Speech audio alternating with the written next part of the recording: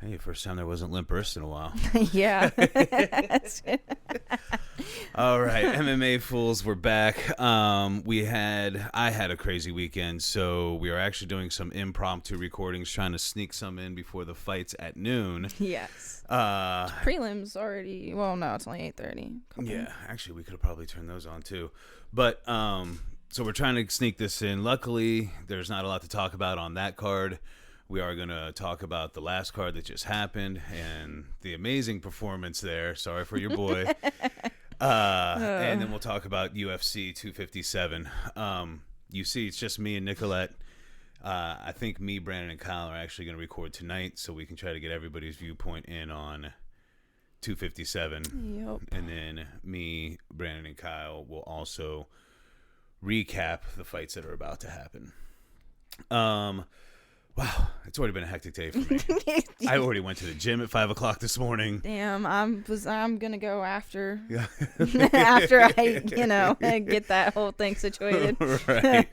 All right. Well, I guess we will get right into it. UFC Fight Night, Holloway versus Kattar.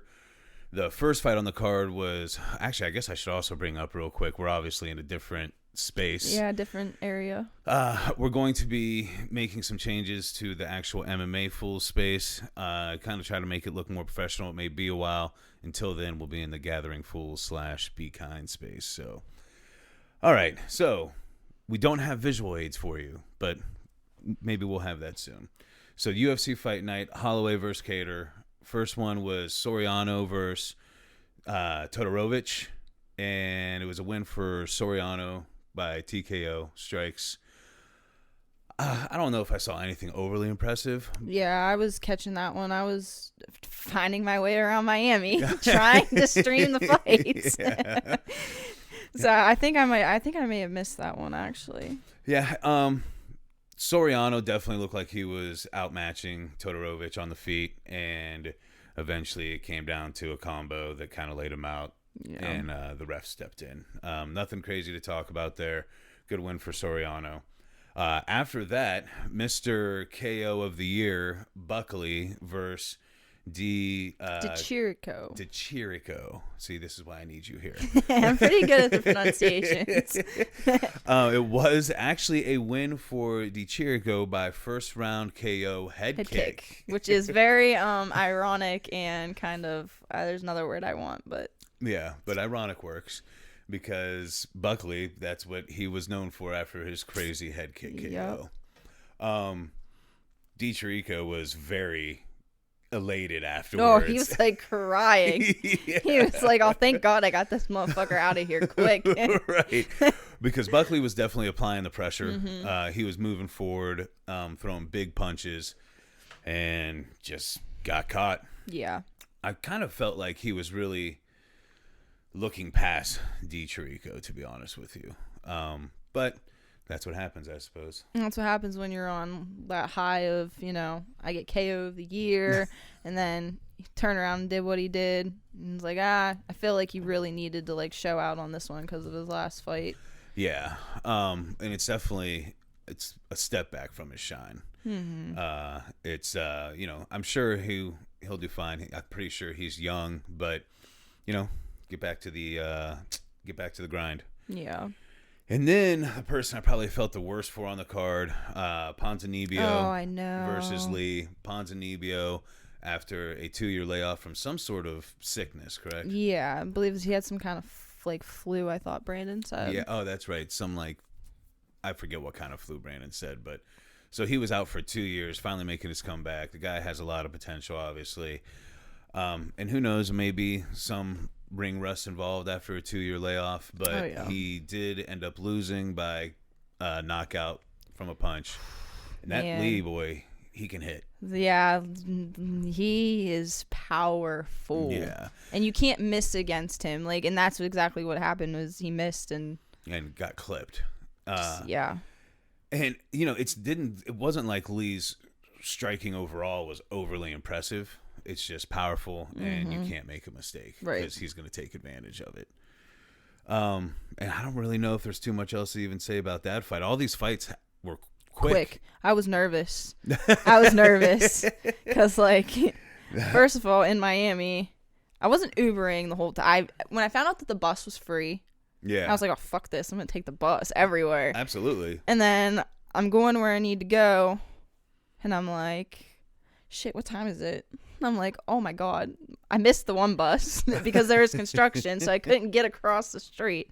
I'm like on the bus, like, oh, God, I really hope I don't miss anything. But I got to the hotel at the end of Condit Brown, the beginning of the third round. So I was like, all right, cool. Okay. We made it. Yeah, for the important fight that you really wanted to see. Yeah. Well, that brings us next to Condit and Brown. The first fight that went any amount of time, it was actually a decision win for Condit. Mm-hmm. Definitely nothing overly impressive in that. No. one. There was a really cool takedown by Condit. Yeah, that was pretty nice. Yeah, it didn't even look like it was a takedown attempt. He just like sidestepped and grabbed him And swooped him up. Yeah. Going for a ride, buddy. Right. But, you know, this was basically, I feel like, just a fight for the fans. Two veterans that, you know, people have a lot of love for. And I've always wanted to see fight. Yeah. And, you know, they both put on a decent showing, but it wasn't anything overly impressive. It's not like, even with the win for Condit, you're like, oh, man, he's back in any kind of contention. Yeah. Lot of ground game in this one. Mm-hmm. It was probably even going into the third. And I did think Condit took enough to win the third. Brown does not think so. But sorry, buddy. I'm pretty sure that they made the right call. And then the fight we actually will have some to talk about. Holloway versus Kattar. Holloway wins by mauling. Oh, God. It was so tough to watch. It was, without a doubt, one of the most impressive. Oh, Max looked amazing.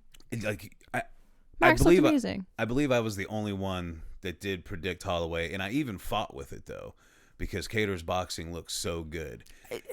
I can't talk. I never would have thought that Max was going to come out and look that good. It was crazy. And I know in our group chat, I think Kyle said, oh, why is Holloway being a dick? Because Holloway at one point, like, first of all, he fucking blind jabbed the shit out of Kattar at one point in the fourth or fifth round. Like, literally wasn't even looking at him, and Kattar tried to come in, and he just cracked him right in the face. Oh, because he was talking to the commentary table. I've never seen anything like that. He, like, saw him out of the corner of his eye and just stiff jabbed him. And meanwhile, okay, so, like, I'm like, you know what? This is a big fight. If Kattar wins, I'm going to go nuts. I'm going to record it. Yeah. I would still like to see that video. Oh, it's bad. It's bad. Like, I thought I was going to get kicked out for, like, screaming because he won. No, I'm surprised I get kicked out for screaming because I'm, like, screaming. I'm like, get off the fucking fence. Why are you on the fence? Every time you go to the fence, you just get pieced up. I'm really not sure he had an option. No, I know because Matt, I know that, but it's just like, oh my God. But I think Kyle said, why is he being a dick? Because at one point, Holloway started looking over the commentary table and he was saying, like, I'm the best boxer in the game and screaming, which fired me up, even though I like Kattar as well. But the reason Holloway did that is because Kattar, while usually a pretty humble guy, did say that senior thing. Senior, that he's the senior in boxing and Holloway's the freshman, and that didn't play out well for him. No, it didn't. And I feel like every time, like, Max was just always like 2 steps ahead. Like, Calvin would throw a punch and it was like Max would already be gone. He'd already be out of the way or be already thinking of what he was going to counter with next. And I mean, if Kattar landed some pretty damn good shots on Max, and if he could have just kept, the thing that made me mad too is it was always just one, 2. It was never just more punches, please, like more different looks.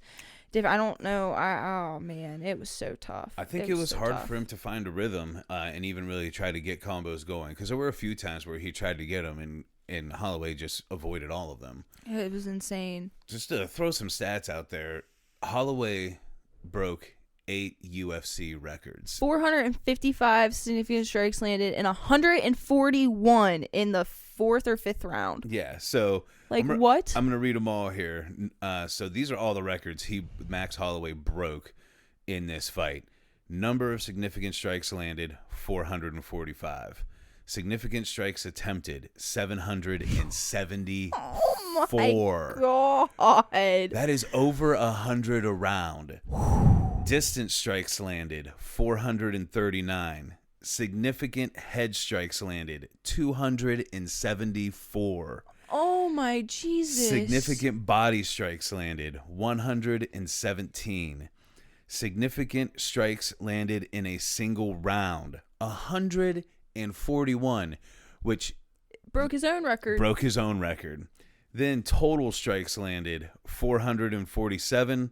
Total strikes attempted, 746. That is, holy Jesus, that is wild. That is crazy. I mean, we've always known Max is a volume striker, but like I didn't think that much volume. That's the most insane volume ever. Holy shit, man. To break 8 records in one fight, and I can't lie. Like I said, as much as I was becoming a fan of Kattar, still am a fan of Kattar, when Max started fucking talking and he hit him with that blind, stiff-ass jab, I was like, he's screaming. The best fighter alive. I was like, Calvin, pull a fucking Chris Weidman and Anderson Silva. He's not paying attention. Knock him the fuck out. Yeah. I'm like, what are you doing? Like, he's not even looking at you. Hit him. And then he tries to, and then he gets hit. I know. It's the craziest shit I ever saw. Dude, I was heartbroken. And then I got everybody sending me shit. I'm like, guys, I watched the fucking fight. Because you are the New England cartel, baby. I know what happened. But it just felt good, like seeing. I mean, obviously you have your dickheads in the MMA world, but like most of the people in the comments under things are like, dude, like you have nothing to be ashamed about. Like you went out there, you gave it your all, you showed so much heart, and like, I mean, that inspired, like, I love Calvin, and that just inspired me even more to just like not give up when shit gets tough, because if he can go in there and like get beat and still be fucking smiling like through it all, dude, you're a warrior. You're a warrior. He is maybe has the most heart I've ever seen. And that was, you literally, this dude just broke every striking record on you, and you never even went to the ground. No, I know. You never even went to the ground. So much heart. And there was times where, like, he was even just trying to walk, and he was wobbly. I know. You were like, oh, he's going to fall over. It was like the end of the 4th round. I was like, he made it to the end of the round. And people were trying to compare it to the Anthony Smith thing. It was nowhere near the Anthony Smith, Glover Teixeira type of situation where they should have stopped. They could have stopped the fight. Yeah, most definitely. They definitely could have stopped it from the 4th on. But I feel like, I mean, he wasn't losing his teeth. Yeah, exactly. He was still there. I mean, he was still punches. Fighting, and he was just weak in the at that Anthony point. Smith situation. Anthony Smith was turtled up on the ground. Right. Yeah, Calvin was still fighting. I mean, when he was up against the cage, he wasn't landing any of them, but he was throwing everything he had. He was throwing wild looping punches, like, please just get the fuck off of me, and just hoping for a prayer to get a knockout. Shit, and honestly, Max took some really big punches. I too. know. Like you said, they just were never strung together. He would land a big punch, and then that would be it. Like, it's not like Max walked out of there with 0 damage. Right. He had some, but you almost didn't notice it just because the performance was so complete. Yeah, I feel bad for whoever they match up against Calvin next. Yeah, well, and we can get into that a little bit, because I was thinking 4K, or my thoughts were actually Korean Zombie, Yair Rodriguez, if he's going to go back some. Actually, I want to say this real quick. My big concern for Kattar going into this, the only reason I picked Holloway, is because even though Kattar was ranked 6, it was such a big jump in competition. Mm-hmm. And that's basically what happened. You saw the difference. I mean, when you want to say there are levels to this game, there are levels. Oh, yeah. And Max Holloway is at the top. Oh, yeah. And the experience that Max has just in the UFC alone. Like, and yes, Calvin has a lot of like fights. Yeah. But you'd have to look at, again, the caliber and the amount of time spent in the UFC. I mean, Calvin made his debut against Andre Fili. Yeah. They, like, I don't even know what year it was. Yeah. I'm drawing a blank. But Max has been fighting for just so long. Well, and he's been in those big fights. Yeah. You know, like one thing that I think you kind of have to think of is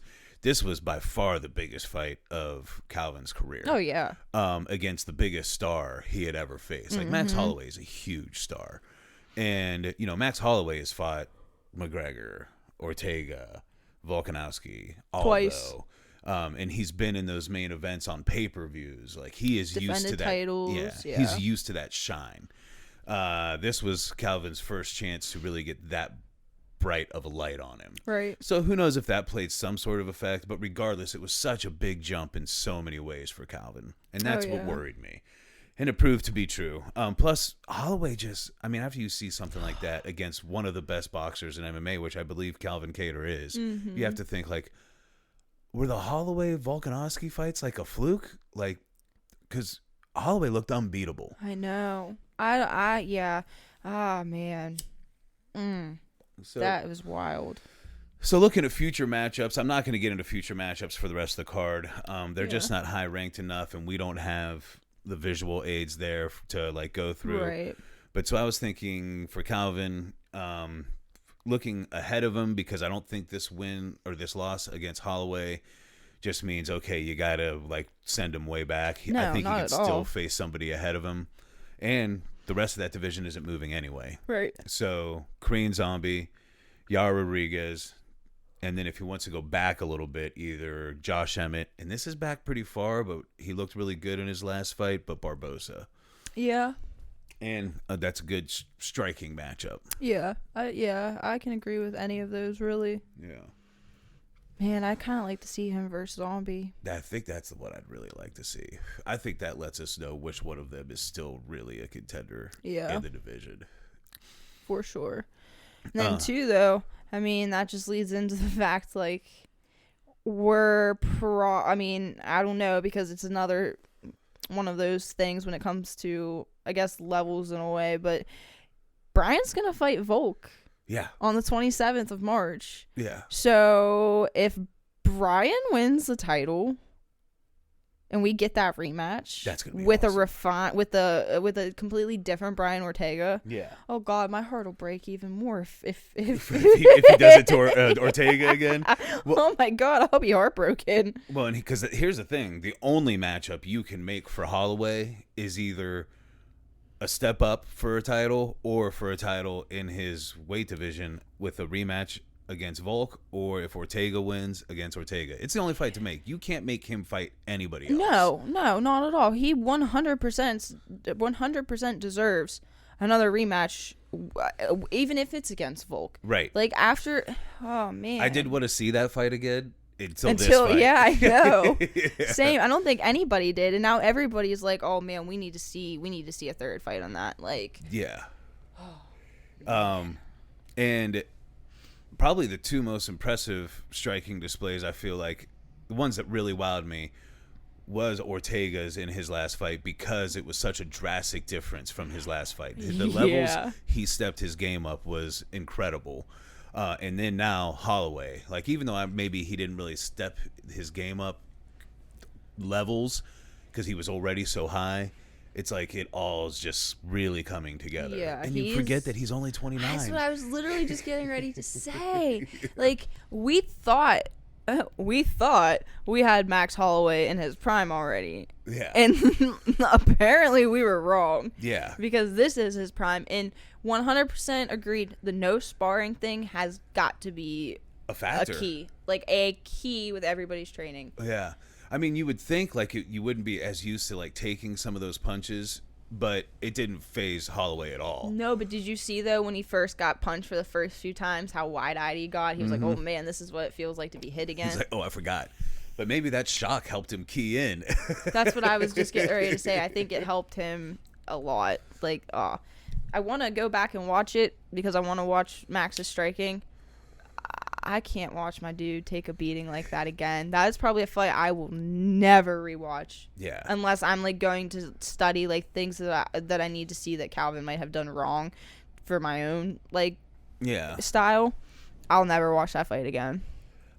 Just like I probably will never watch either of the Cody versus TJ fights. I might watch it 3 or 4 more times because it's just so crazy, especially that 4th and 5th round.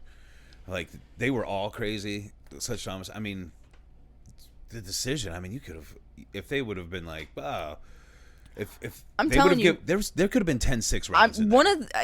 For sure, one of them was a 10-7. I don't know, I can't remember the numbers because once it was over, I was like, fuck this, I'm taking a shower. I was like, I'm so mad. I'm taking a shower, I'm going to the hotel bar, and I am getting trashed. Drowned my sorrows away. Yes. That is exactly what I did. Free vodka and gym from 6 to 7. Much as I can drink, I was getting trashed. All right. From there, we will talk about UFC Fight Night Kiesa versus Magny, the fights that are happening here soon. Hopefully, I'll get this podcast up before they actually start. Maybe 3 of you will get to see it beforehand. But I'll read off some of these. We're not really probably going to talk about any of these, but the main event. It's UFC Fight Night Kiesa versus Magny. It was supposed to have Leon Edwards and Kamzat on it as well. Unfortunate, because the rest of this card is a little lacking. A little. So first you have in featherweight Murphy versus D'Andrade. Okay. Then flyweight Schnell versus Nam, which Tyson, Matt Schnell. Yeah, well, and Tyson Nam, he's actually a little bit of a name as well. Yeah, that might be a good one. That might be one to keep an eye on. I'm sure some of these will be fun to watch. Oh, yeah. On paper, it's just the names. Yeah. Just like, And then at women's flyweight, Roxanne Modafferi versus Araujo? Araujo. Not really sure. Okay, Modafferi. We'll see. Then light heavy, Villanueva versus Moreira, Moreira. That sounds about right. Yeah, Moreira. again, okay. This one I'm kind of excited for because it's welterweight Alves versus Laziz, and Laziz actually did look impressive in his last fight. I always forget about it, and then Brandon reminds me. That's our walking encyclopedia. Right. So, like, honestly, if he was here, he'd probably have a breakdown for each of these. Yeah, probably. He'd probably at least know who their last fight was against. Right, at a minimum. I can't do that. I have to have it written down. I can't just, like he can. Unless it's, like, top 15, right, top 10. or someone that, Brandon knows all of these undercard fighters. And yeah, it's crazy. So I'm excited to see what Laziz does. And then we get to the main event. Michael Chiesa versus Magny, and this will be a good fight. It's just not, what you really want for a headliner, maybe. Yeah. It will speak volumes to the weight division, but I guess basically we'll just really say path to victory, maybe. Chiesa, 0 KOs, all submissions. Oh, so he's got to get it to the ground. He's got to get it to the ground. That's the secret for him. Neil Magny actually has good control of distance in the striking game. So I think keeping it standing, even though Magny is not a slouch in the grappling game, I think that's really where his path to victory leads. Yeah. I don't think anybody really wants to be on the ground with Chiesa. No, I don't think so. I don't know. I don't hate Michael Chiesa. Like, he's just not somebody that... He's not the most entertaining fighter. And it's not even so much like his fight. I don't know. There's just something about him and, like, what he... I don't know. I just don't... Yeah. It's whatever. Yeah. Like, I don't care if you win. I don't care if you lose. Now, if you had to pick a winner in this fight, I don't know. I kind of like Magny's chances, but if Kiesa gets to the ground, it's game over. Yeah, that's kind of how I feel. I think Magny is the more well-rounded fighter, but Chiesa is more dominant in one area. Yeah. I think I'm going to go with Chiesa. Yeah, I think that's where I'm more leaning towards, if anything, because once it's on the ground and you have that advantage, he doesn't let him back up. He'll be able to wrap something up, a ligament somewhere. Right. A ligament or a neck. All right, so now we'll jump into UFC 257, Poirier versus McGregor, which we will also cover again later tonight with our other two panelists. Yeah. Yeah. Panelists. Look at that. I like that. I like it. So, UFC 257, Poirier versus McGregor. We will start at the bottom of the main card. It's a women's strawweight matchup versus Marina Rodriguez, who I don't know too much about, versus Amanda Ribas, who I know a little bit about. I love her. Yeah, and I was actually going to see what you thought about this because I'm pretty sure you know more about them than I do. Don't really know much about the other girl, but I do like Amanda Ribas, and I do think that she has a pretty good chance of winning. If I'm not mistaken, she's more of a submission. I think that is correct. Artist. Her last win, I'm also drawing a blank on what the girl's name was. She's still moving up like in the division, so I think after this fight, if she wins, she might get like a decent name. Yeah. They both only have one loss though. Yeah, well, and Ribas already has kind of a decent name because just because the women's MMA is so much newer, for people to even know your name means something. Yeah, it also has to do with how she's just so bubbly. She's always so happy. Like, yeah. You know what I do? Oh, it was Paige Van Zandt. Yeah, and I'm remembering her more and more. Her striking game is pretty good too, but I think she is known more as a grappler. And she submitted Paige Van Zandt with an armbar. 2 decision wins. One was against Mackenzie Dern. Oh shit. And then a rear naked choke against Emily Whitmire. She lost against Polyana Viana. And it looks like Viana may have been her UFC debut. Okay. Well, regardless, man, my stomach just growled so loud. I heard that. My might goodness. have got picked up on the microphone. I was just getting ready to say they might have heard that. I've been up since 4:45, so... I don't know. I'm excited for that fight, actually. I want to see Amanda Ribas fight again. You can't help but like the girl. But we'll move on from that to a lightweight matchup against Matt Frivola and Ottoman. I'm going to have to struggle. Azatar. Yes. I will say Ottoman did look really good against Kama Worthy, who we were all rooting for Kama because, he's a Pittsburgh native. He looked really good against him. His striking looked not just crisp but powerful. Yeah, I remember watching him now. Yeah, I think that's a exciting kind of up and comer. I think he had a decent name in the boxing world before he came to MMA. So that's one to look out for. I'll be rooting for him because he looks so impressive, and you beat my boy. So. Then we got the women's flyweight division, and that is Jessica Ai versus Joanne Calderwood. And one thing I wanted to make a note of here, because that's Valentina's weight class, and they're always looking for a contender for her.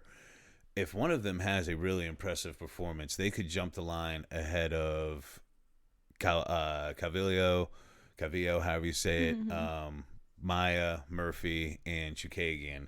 I don't think a dominant performance would put them ahead of Jessica Andrade, no way. I think that's her next matchup. Yeah, for sure. Definitely agree there. Yeah, and a good chance for Joanne Calderwood because she was kind of set up to fight Valentina and then suffered that loss to Maya, right?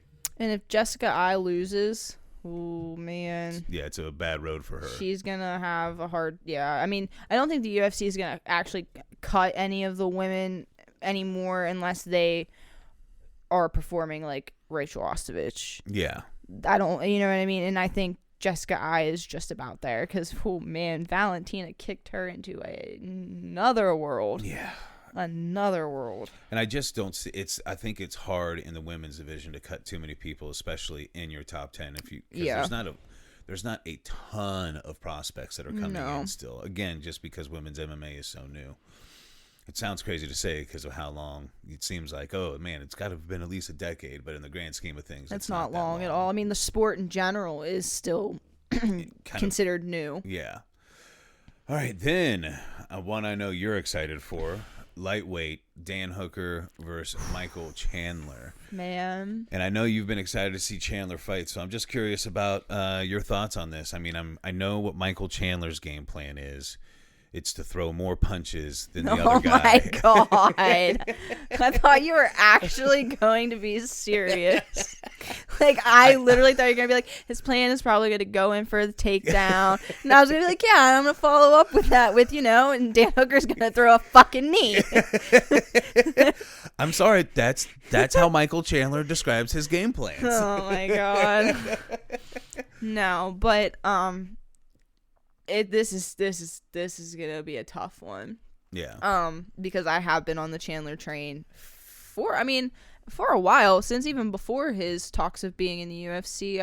I enjoyed watching him in Bellator. Yeah, because you probably watch more Bellator than the rest of us. Yeah, I watched a lot of Bellator, and I think the first fight that I actually watched of his live was when he got knocked out by Pitbull.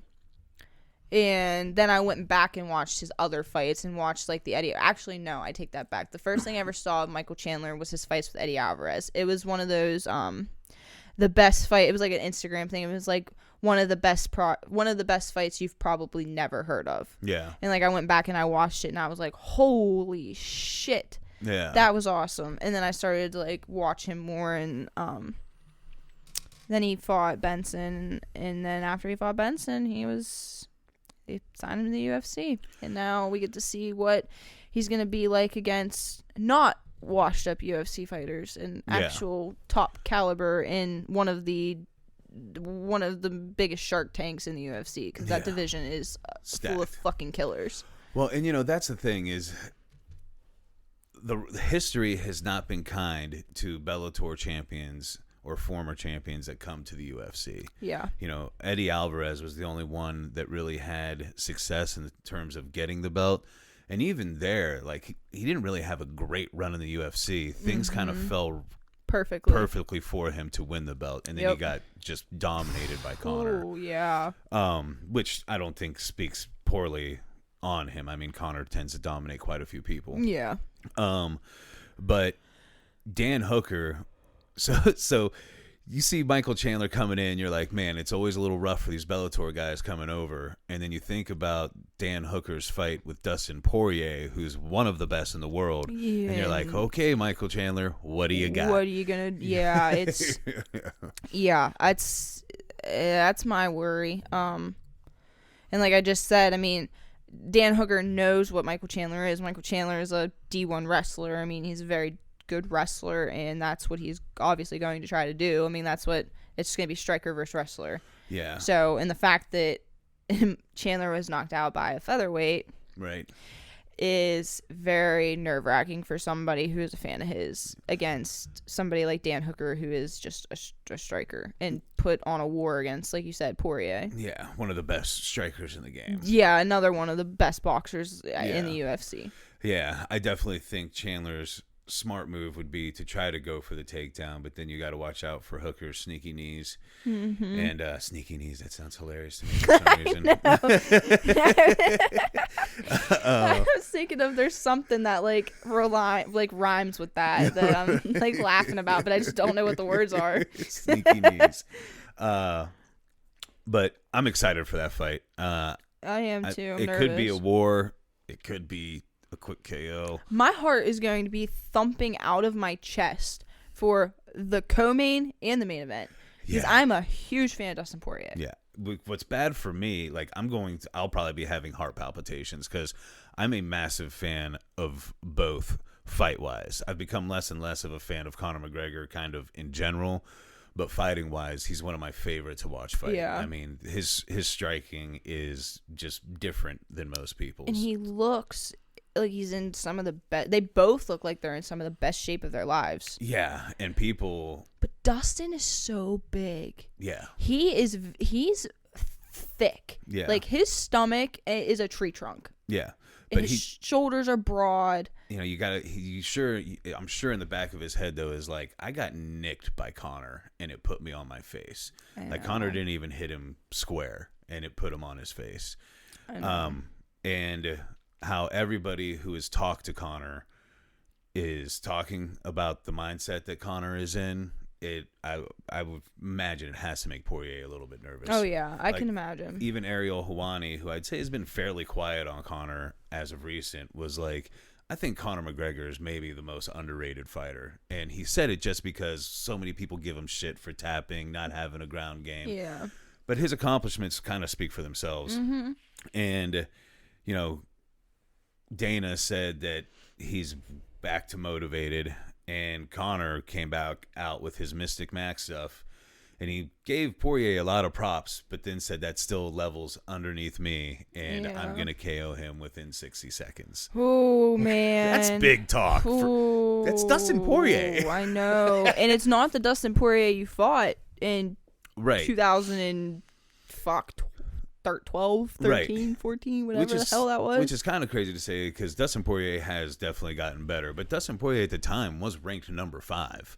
No, he's been at the top of the division for a long time. Yeah, I mean, that was the division down featherweight, but he's still at the top of his divisions. Yeah. And Poirier's a monster, man. I will say I would be absolutely shocked if he knocked him out within 60 seconds. Oh, yeah. I don't see that happening. No, I don't either. Especially not with... I mean, Dustin took a beating against Dan Hooker, too. Yeah. I mean, and that's not saying that Dan Hooker and Conor McGregor are on the same level in any way, shape, or form. But Dan Hooker's no slouch. Exactly. I mean, you're still top 5 in the division. I mean, that's still... Yeah. You're still pretty fucking good. Now, so... I will say, if McGregor does knock Poirier out in 60 seconds, I'm 100% on board with him fighting Khabib again. Yeah. Yeah. That might be the only way I'm like, okay, just give him Khabib. Because if not, I'm like, you know what? Let him fight Oliveira or the winner of Gaethje. Well, that's what they're trying to set up is Gaethje versus Oliveira. That's what they're trying to do. So if that's the case, if he doesn't knock him out in the 60 seconds and it's a war, but Conor wins, then let him go to that. If Poirier wins at all, I feel like I'm okay with him going straight to Khabib. I'm still rolling with what I've been thinking since the beginning. I think Dustin's going to lock something up in the later rounds, like a rear naked choke, 4 or 5. If he can withstand the early flurry. Yeah. Or I don't know, though, because... people always talk about Conor's gas tank, and he's gotten tired in other fights, but the only ones where he was truly completely gassed were at 170 against Nate Diaz. Like, Chad Mendes wrestle-fucked the shit out of him, and Conor was tired, but he was not completely gassed. Yeah. And ended up knocking Mendes out, and handled himself okay on the ground. People like to say, oh, Chad Mendes took the fight on short notice, but Chad Mendes knew that he was the backup. He knew that he was getting ready. So, I don't know. Both those fights I'm way too excited for. The Poirier versus McGregor fight, I might not even be able to sit down, though. Oh, I'm going to be in Kentucky. Breyer's fighting. He's got a fight, and I'm going to go down, and I'm probably going to be, like, you know what I mean? They're probably going to have it at the fights or, like, somewhere. I mean, you know what I mean? They're definitely going to be watching it. So it's going to be really interesting to see what it's going to be like watching that fight with a whole bunch of fighters. Yeah. And a whole bunch of, like, it's gonna be wild. Yeah. It's gonna be insane. This is gonna be one of those fights that you watch at B-dubs and people start fighting over. Yeah. Yeah. Did you see Kamzat said the chicken is back? I did. Like, did you see Mike Perry be like, the only chicken is you? Yeah. Well, and to me, but as soon as I saw it, I thought it was bad form. Like, dude, you just had to back out of your fight twice. You know what I mean? And now you're saying, oh, the chicken is back? Like, what are you talking about, dude? These Russians, man. Well, and he's got to, like, you really do have to get it together. Like, your shine is taking a hit, and now you're insulting Conor McGregor. Like, I don't understand what's happening. Conor McGregor, who willed this fight into existence by getting Poirier to agree to do it for charity and donate a whole bunch of money. He was like, we'll do it outside the UFC. The UFC doesn't want to make these fights happen. Fine. I'll do it for charity. And UFC was like, okay, all right, we'll get it lined up. Let's all settle down. That's literally what happened. Uncle Dana. Yeah, you can't tell me he's a chicken when he willed this fight into existence. I don't know.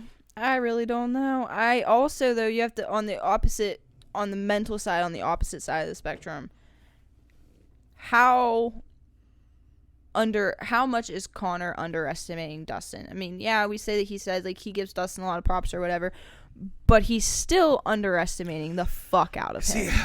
I think Conor hypes fights. I don't think he actually. I hope really not, because that would be bad people. for him. Yeah, for sure. I really don't think he does underestimate. You know, I just saw, and this is what I always notice after the fights that I feel like a lot of people do not. They were showing Conor's interaction recently with Donald Cerrone after their fight, and with Donald's mom, and I feel like a lot of people, they get so caught up in Conor's trash talk that they don't pay attention to the fact that he is actually selling fights, and while he does some stupid stuff, he is always so humble in defeat or victory. Like, he hugged Donald's mom and said, "You should be so proud. You've raised one hell of a man." You know, he hugged Donald Cerrone afterwards, and that's who he is. Even after he beat Jose, he said, "We're gonna do a rematch." He's like, "You're a great champion. You might be the best champion ever." Like, you can hear it all in the post fight. Yeah. Granted, that never happened, but when the UFC throws you fucking all the money in the world to go up, what are you gonna do? I mean, you got to think about your future. Yeah. So. No, I agree. I don't know. It's gonna be, oh man. And then Dustin Poirier may be literally one of the nicest guys in MMA. Oh, I know. he's I love him. I do. I love Dustin. I feel like you just got all warm and cuddly. When he fought Khabib, that was so hard for me. It was. Because for me I love Khabib and I love Dustin. And it was like when Dustin had hit Khabib locked up, I was like, come on. Squeeze, just squeeze a little harder. Just get it. Please get it. And then he got out and I was like, okay, come on, Khabib. That fight was actually when I started. I mean, it had already kind of started before that, but that fight and seeing Khabib after that fight was what really started warming me up to Khabib. And I'm so frustrated that I didn't get on board sooner now to really enjoy it, because now we don't know if we'll see him again, how often we'll see him again, because it's a shame. I've become such a big fan of him, one, as a fighter, because even though that may not be the style I prefer, even though he does keep making it more and more exciting. Yeah, oh yeah. It's so impressive that he can just dominate, implement his game plan that everybody knows is coming. And nobody can stop it. Nobody can stop it. Nobody can stop it. And then even, too, against Gaethje, you could see his forward pressure was even, on the feet, was even starting to, like, build and become a lot better. His striking had been improving, and it's just a shame that everything happened the way it did. COVID happened, and Abdullah had to catch fucking COVID. Yeah. It's terrible. And it's a shame, because his dad probably would have made, even though they always said 30 was the number. I bet you, because you're not taking damage. Like, that's the thing that's hard for me to believe, that he wants to retire, is like, unless you're just so worn down from training, you're not taking damage. So to me, it would be so hard for me to retire when I'm not taking any damage. Like, you take zero damage. Zero. So, cramping up over there? I don't know what's going on with it. It did not. It's like, I just can't catch a break. Like, my knee was screwed up. Then Dr. Baker was like, hey, it's actually not your knee. It's your hip. And then I'm like, okay. And now I'm hurting on this side. Like, and he cracked my back, and he was like, hold up. He was like, sit up. So let me see your neck. And I'm like, oh God. I'm thinking to myself, you don't want to start massaging my neck, because you're gonna freak out. And he was like, I think your back is worse than your knee and your hip. And I'm like, sick, Dr. Baker. What's going on here? Yeah, you gotta start taking care of yourself over there. Oh man. Man, I am just one big ball of tension and stress. I am stressed. All the stress. Ugh. But all right. Well, you got anything else? I'm trying to think if there was anything interesting that had happened in the news. I think there was some things that got lined up. I just wasn't going to dive too much into it, just because we are trying to get this up. I know Volkan Bryan was announced, and then I think Stipe and Ngannou's on that same card, March 27th. Jesus Christ. So we got some good fights coming up. Yeah. We'll definitely be talking about those more. I mean, I'm sure Yeah, there's still 2 months. Yeah, I'm sure we'll talk about it some tonight, and then we have plenty of time to talk about it before those things happen. So Yeah. but thanks for making this happen, because Yeah. you're just getting off work. Yes, I am. And I'm about to go to the gym, I think. Hey, got to get it in. I know. Started training with Devin again, too. There so. we go. All right. Well, this is MMA Fools, and sorry for the impromptu-ness. Hopefully a couple of you will get to see this before the fights start, or listen to it before the fights start. But MMA Fools, we're out. We'll see you tonight. See ya.